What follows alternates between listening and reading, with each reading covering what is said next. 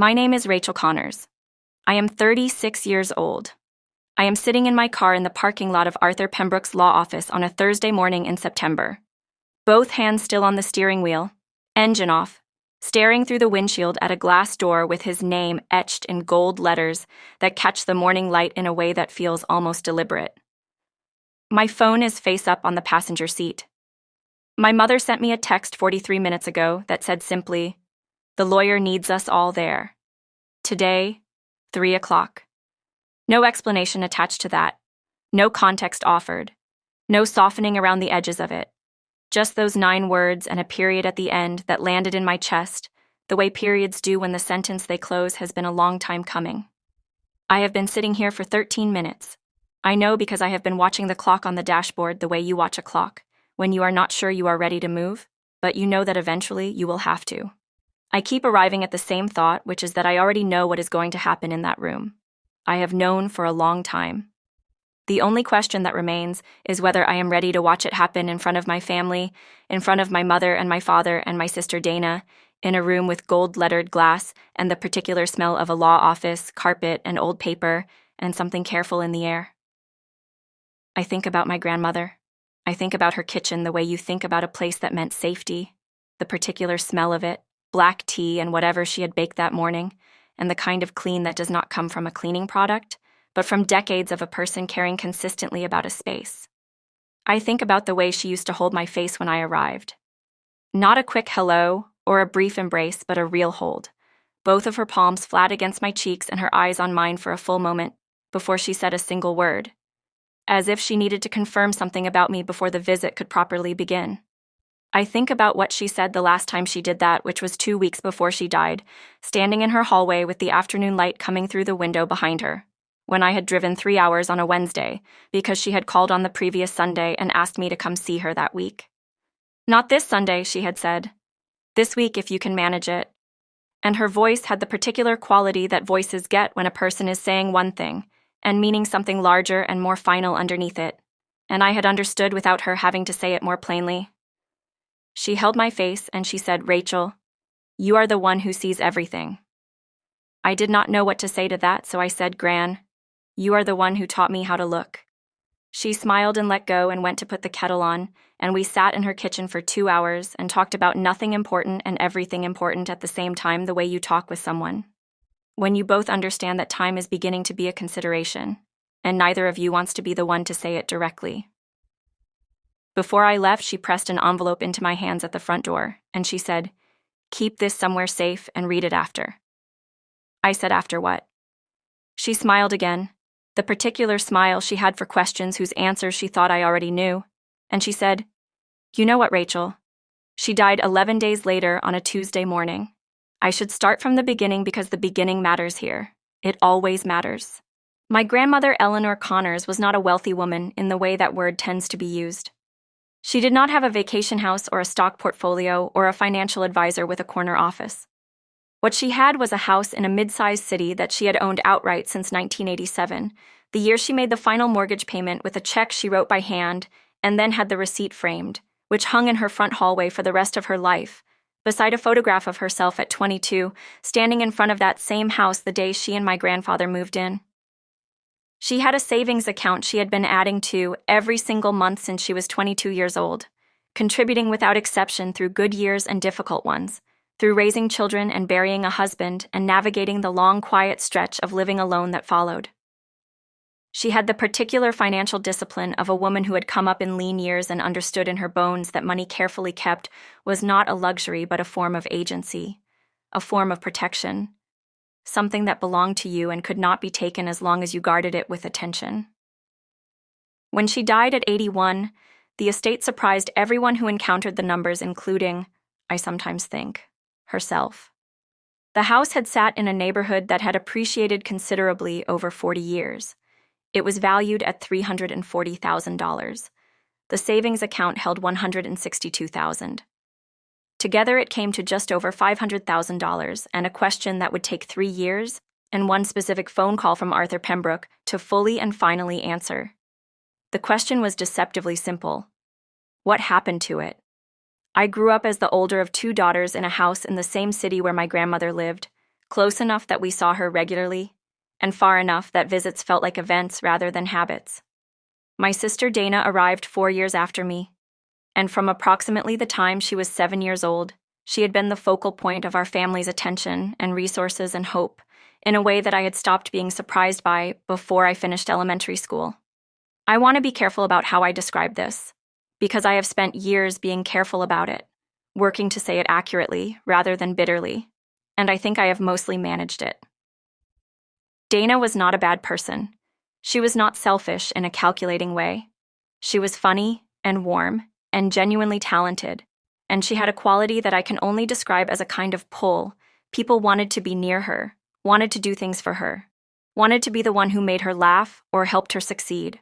My parents were not immune to this. Nobody who spent real time with Dana was immune to it. What I say about our childhood, I say with clarity rather than with anger. The anger I have mostly set down because carrying it cost more than putting it away. What I have instead is a clear-eyed understanding of the arrangement of our family and what that arrangement cost each of us, including Dana, though she would not understand her portion of that cost until much later. Donna's university tuition was paid in full by my parents.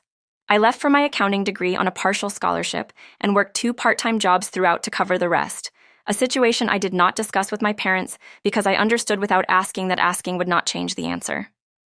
My parents attended every one of Dana's graphic design showcases, driving 6 hours each way without complaint. They attended my university graduation for approximately 40 minutes before leaving because Dana had an important client presentation the following morning and was anxious about it and needed their support at home. I smiled at them as they left the auditorium and told them I understood, and I did understand, which was in some ways worse than not understanding at all. I came home one Thanksgiving to find that my childhood bedroom had been converted entirely into a studio space for Dana's freelance design work, and I slept for 4 nights on the pull-out sofa in the basement and told myself it did not matter because I was rarely there anymore and had built a life that did not require that room. I built my life in the spaces between those moments. It was not a dramatic building or a loud one. I finished my degree. I took an entry-level position at a mid-sized accounting firm and worked carefully and consistently for years, the way you work when you understand that no one is clearing the path in front of you and that the path itself is something you have to make as you go. I met Thomas when I was 29 at a professional conference.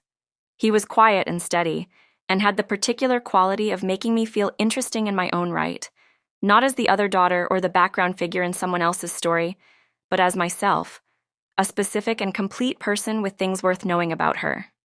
We married 2 years after we met. Our daughter Lily was born the year following that.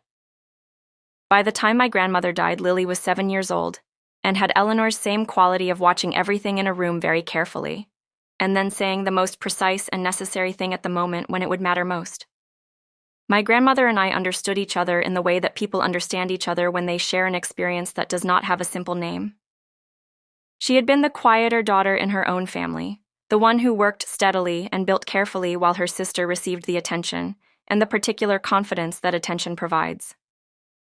She recognized what that felt like in me without my ever having to explain it in so many words. She simply knew. She called me every Sunday evening for 15 years without missing a single week. Not Dana. Me. She asked about my work and about Thomas and about what Lily had said or done that week that surprised me. She listened in the full way that some rare people listen, without planning her response while I was still speaking, without waiting for a pause so she could redirect the conversation towards something she preferred.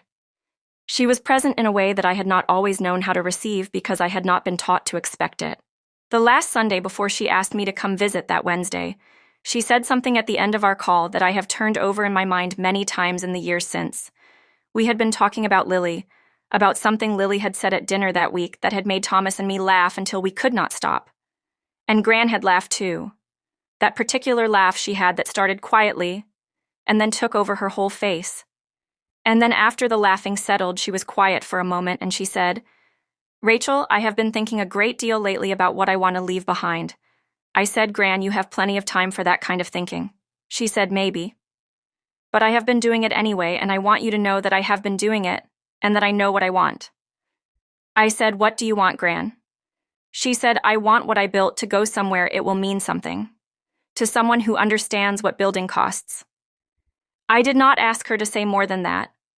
I understood what she meant without more words, and I think she knew I understood, because she moved on to something else. And we talked for another 20 minutes, and when we said goodnight, her voice had the warm, settled quality it had when she felt that something important had been communicated and received. The following Wednesday, I drove 3 hours and sat in her kitchen and drank tea, and we talked. And at the door when I was leaving, she pressed the envelope into my hands, and I drove home with it on the passenger seat, and I did not open it for 11 days, until the morning after her funeral, when I sat alone at my kitchen table in the gray early light before Thomas or Lily came downstairs, and I opened it with the careful attention you give to something you understand is going to matter. Inside was a single folded page in her handwriting, the same handwriting that had addressed my birthday cards for 36 years, precise and slightly right-leaning, and completely recognizable as hers, the physical evidence of a specific person who had existed in the world and paid attention to it. The letter said this: Rachel, my lawyer's name is Arthur Pembrook, and his telephone number is written below. He has a full copy of my will, and he has his instructions, and everything has been prepared properly and is in order. Everything I have is meant for you. Not divided, not half, not shared between you and your sister. For you. I know that your parents will have feelings about this decision, and I know that Dana will have feelings about it as well, and I need you to know that I have thought about this carefully for a very long time, and I am completely at peace with what I have decided. You have been building your life with your own 2 hands since the day you left for university at 18 years old. I have watched you do it every single year since then. I have watched you work without complaint and build without anyone clearing the ground ahead of you, and love the people in your life with a consistency that asks nothing back. This is not a judgment of your sister whom I love. This is simply what is right. This is what is true. When you are ready, call Arthur and he will walk you through everything that comes next. I love you more than I have ever quite known how to say out loud. Gran. I read that letter 3 times sitting at my kitchen table with my hands around a cup of coffee that went cold before I finished the second reading. Then I folded it back along the precise creases she had made, put it in the envelope, and placed it in the drawer of my bedside table where it has lived ever since. I went downstairs and made pancakes for my family, and did not tell anyone what the letter said. Not Thomas. Not yet. I needed to carry it alone for a little while first. I needed to let it settle into me before I let it become a conversation.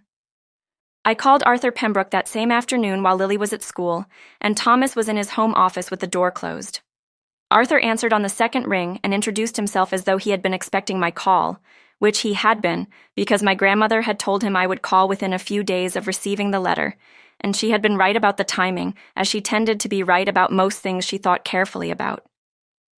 He was a soft-spoken man in his late 60s, with the particular quality of someone who had spent 4 decades delivering significant information to people, and had learned that the most important thing he could offer alongside the information was a quality of steadiness.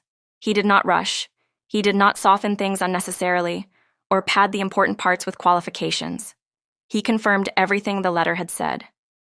My grandmother had come to his office 14 months before her death, in full health and with what he described as complete mental clarity and deliberateness of purpose.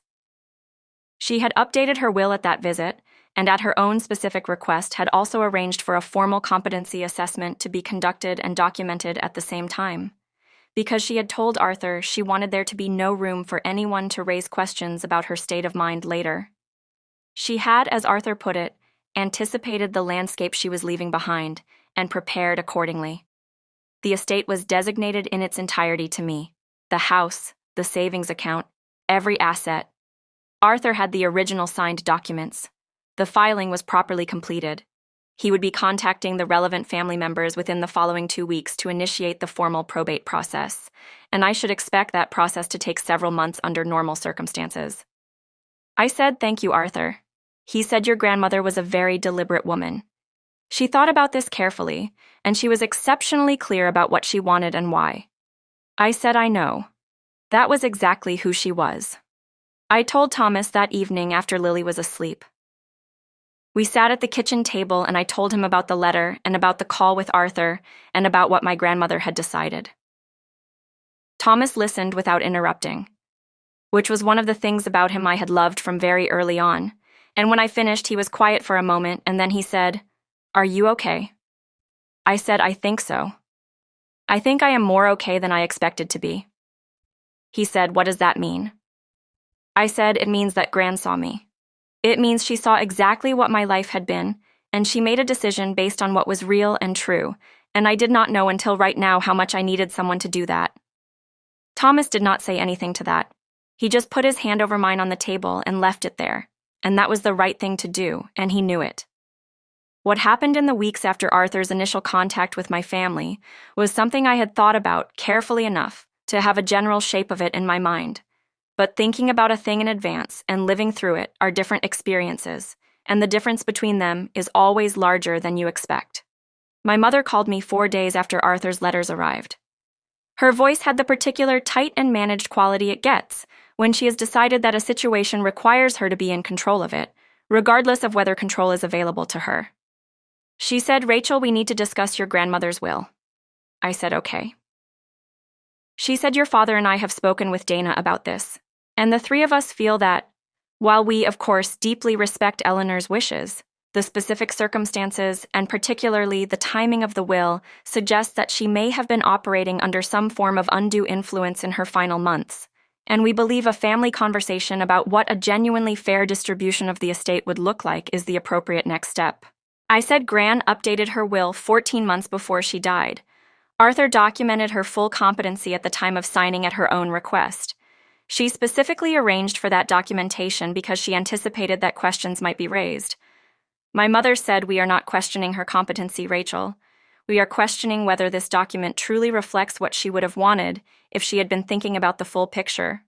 I said I have a letter written in her own handwriting that addresses that question directly and at considerable length.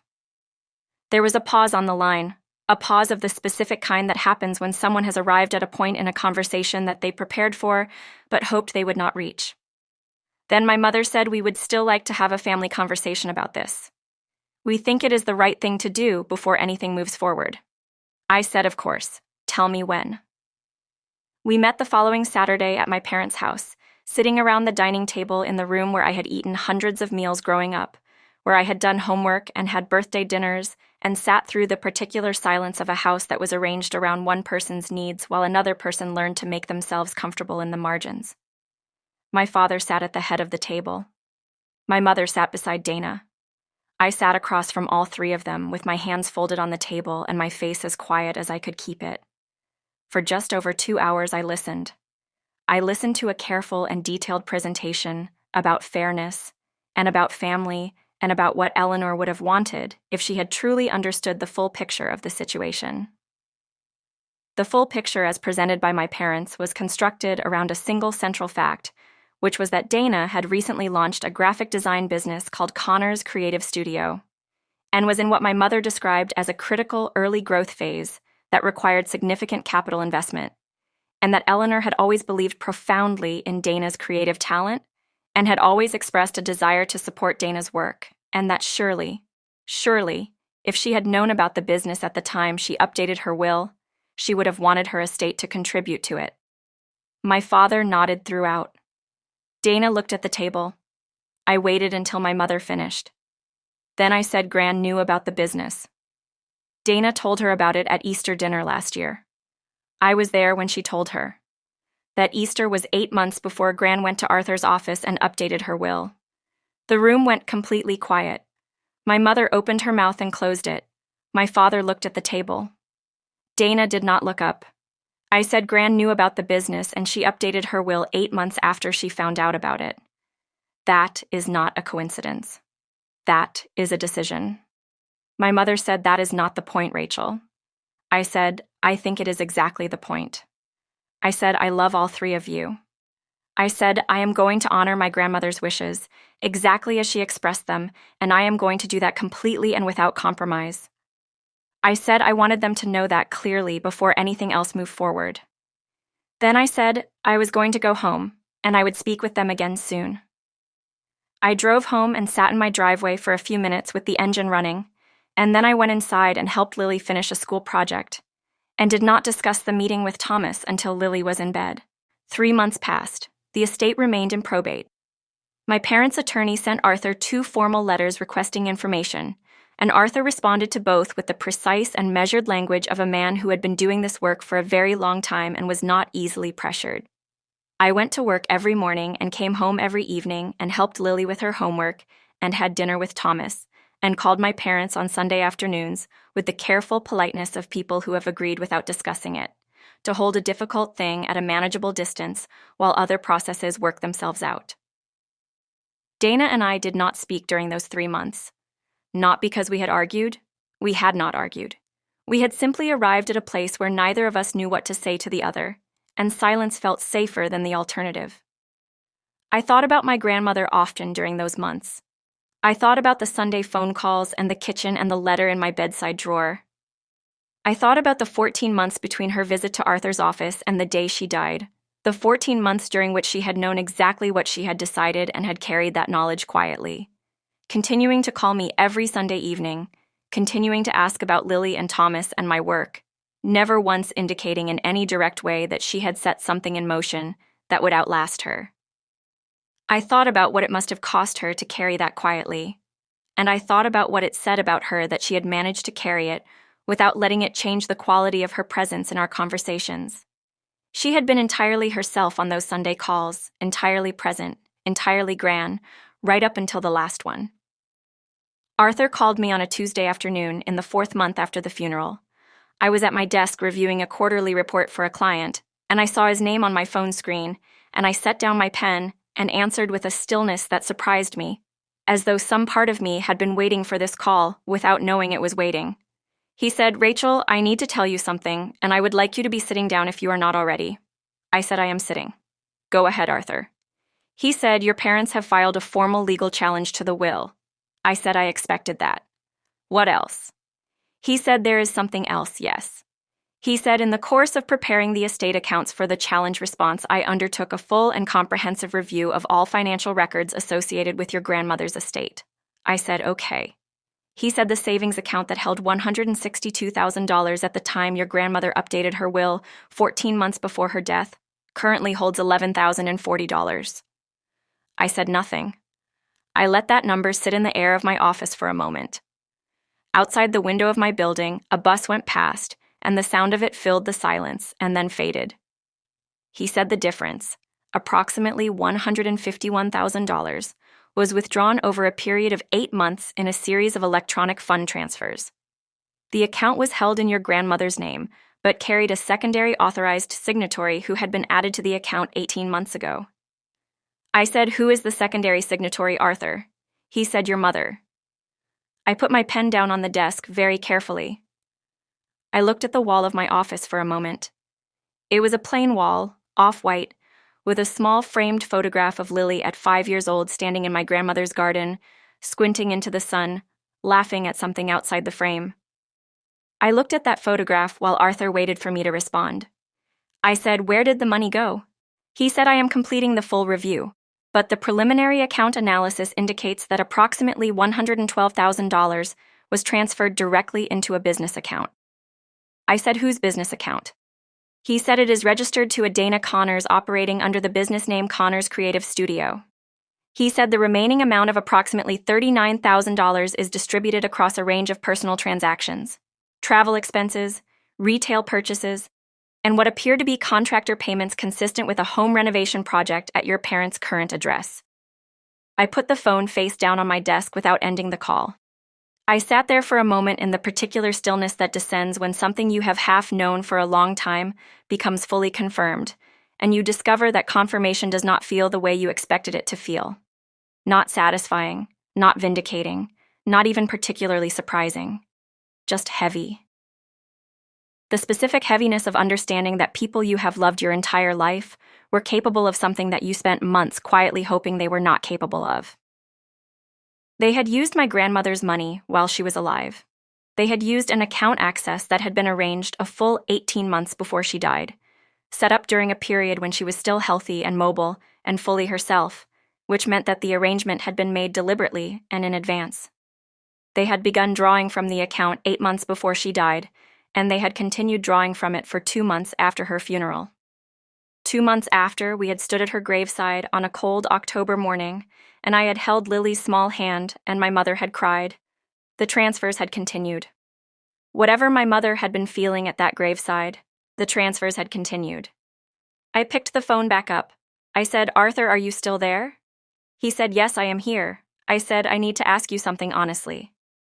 He said, "Of course." I said, "Do you have any sense of whether my grandmother knew what was happening to her account during those final months?" Arthur was quiet for a longer moment than he usually allowed himself. Then he said, "I honestly do not know. What I know is that she came to me 14 months before she died with a very specific and deliberate purpose. She updated her will. She arranged for her own competency documentation unprompted. She was clear and thorough, and she anticipated questions that might arise after her death with a precision that suggested she had thought about the landscape she was leaving behind very carefully." He paused. He said, "I have wondered, since I discovered these withdrawals, whether she may have suspected something was happening, whether her particular thoroughness about the documentation was connected in some way to a concern she had, but did not speak directly." I said I hope she did not know. I hope the last months of her life were not spent watching her account be emptied by her own daughter, while she sat in her kitchen and made tea and called me on Sunday evenings. Arthur said, "I hope so too, Rachel." I said, "I want to pursue this fully. I want you to tell me what fully looks like, and then I want to do all of it." He said, "I need you to understand what you are committing to before you say yes." He said, "A full pursuit means a formal fraud claim against your mother as the secondary signatory who authorized transfers without your grandmother's informed consent. It means a clawback action against your sister's business for the funds received. It means depositions, which will require your parents and your sister to answer questions under oath. It means formal discovery, which will expose the complete financial history of these transactions in a legal record that becomes public. It means a process that will likely take more than a year.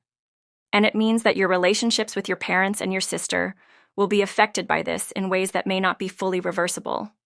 He said, "I am not advising you one way or the other, Rachel. I am telling you what the path looks like so that when you choose it, you are choosing it with full information." I looked at the photograph of Lily in my grandmother's garden again, 5 years old, and laughing at something outside the frame and completely unaware that her great-grandmother was watching her with the particular attention she gave to things she wanted to remember.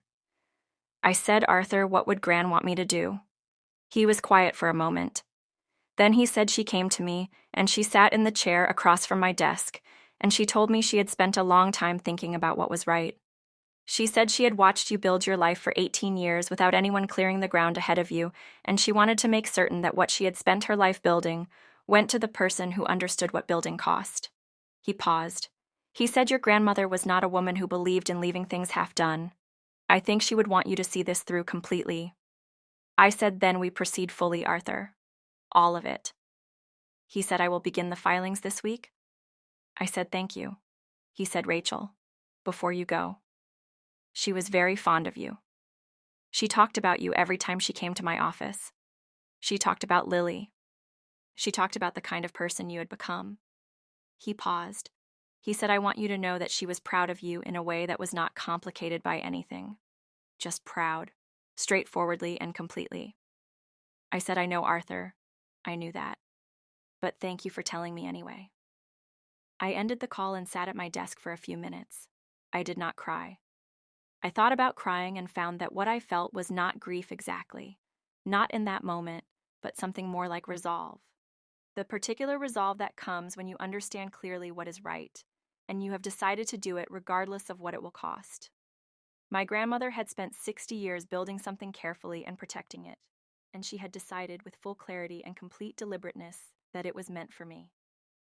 The least I could do, the very least, was protect it with the same seriousness she had brought to building it. I told Thomas that evening. I told him everything: the withdrawals, the business account, the renovation charges, the 2 months after the funeral. He listened without interrupting. When I finished, he was quiet for a moment, and then he said, "What do you need?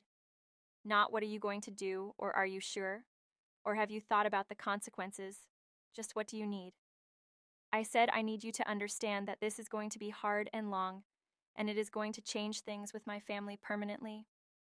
He said, "I already understand that." I said, I need you to be with me in it.